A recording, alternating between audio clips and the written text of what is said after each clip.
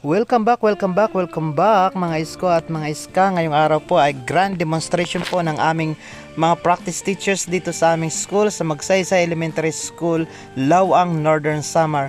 At ayan, nag-umpisa na nga si Teacher Erica Sandulan sa kanyang demonstration. Ngayon, may ipapakita akong larawan sa inyo. Susuriin niyo kung ano ang nakikita ninyo sa larawan. Ano ang napapansin niyo sa larawan? Ano ang ginagawa ng mga bata sa larawan? Okay, ang mga bata ay naglalaro ng saranggola. Kayo ba ay nakaranas na makapaglaro ng saranggola? Sino sa inyo nakapaglaro na ng saranggola? Oh, saan ba kayo nagpalipad ng saranggola? Bakit kaya sa dagat tayo nagpapalipad ng saranggola? Opo, dahil doon ay mahangin. Diba? Okay. Bago tayo tumako sa ating bagong aralin ngayong umaga, ay balikan muna natin ang ating pinag-aralan noong nakaraang araw. Ano nga ba ulit ang pinag-aralan natin noong nakaraang araw? Okay, noong nakaraang araw ay tinalakay natin ang pang-angkop. Ano ang pang-angkop?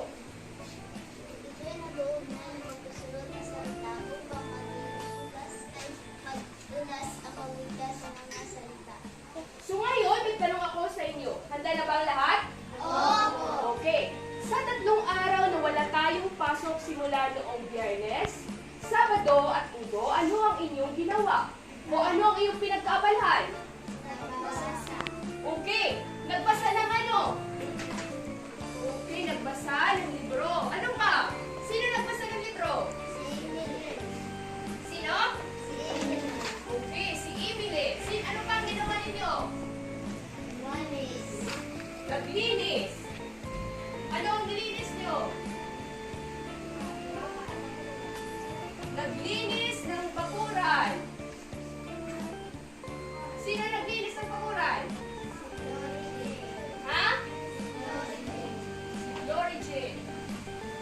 Ano pa ang ginawa ninyo sa loob ng 3 araw na wala tayong pasok maliban sa pagbasa at paglilinis ng bakuran? Nagluto. Okay, nagluto. Sino ang nagluto? Wow, ang galing naman ni Sunny. Marunong magluto. Okay. Ngayon ay pagdudugtungin natin ang mga ibinigay ninyong salita upang makagawa tayo ng mga pangungusap.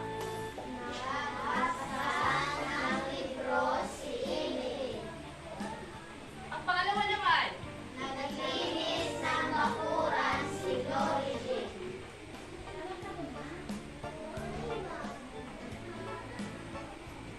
Ang pangatlo.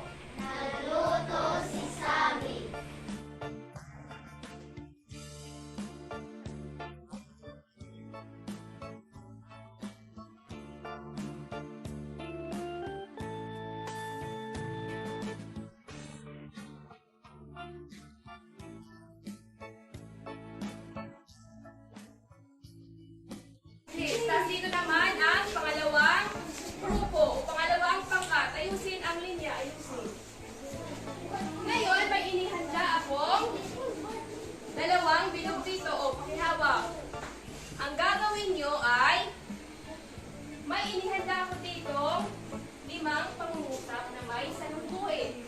Ang gagawin nyo ay, susuriin nyo kung ano ang may salungguit na salita, kung ito ba ay simuno o panaguri.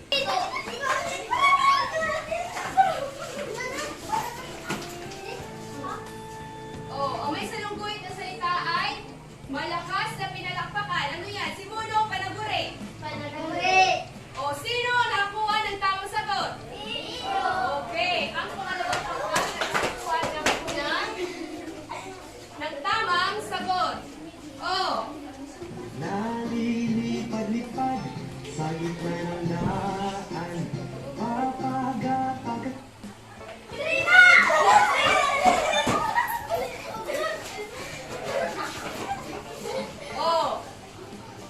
Ano may salungguit na salita?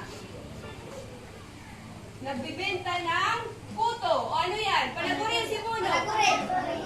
Okay, panaguri. Sino may tamang sagot?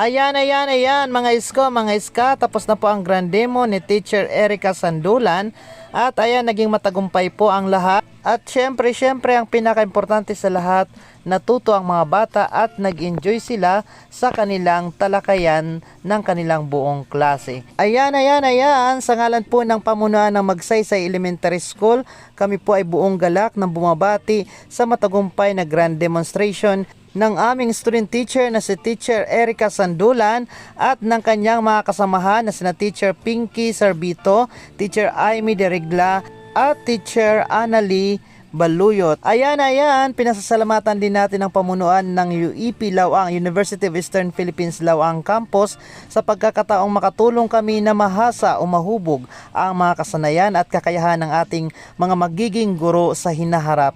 Muli ang aming pagbati at ang aming pasasalamat. Thank you so much at syempre pagkatapos nito, kainan na!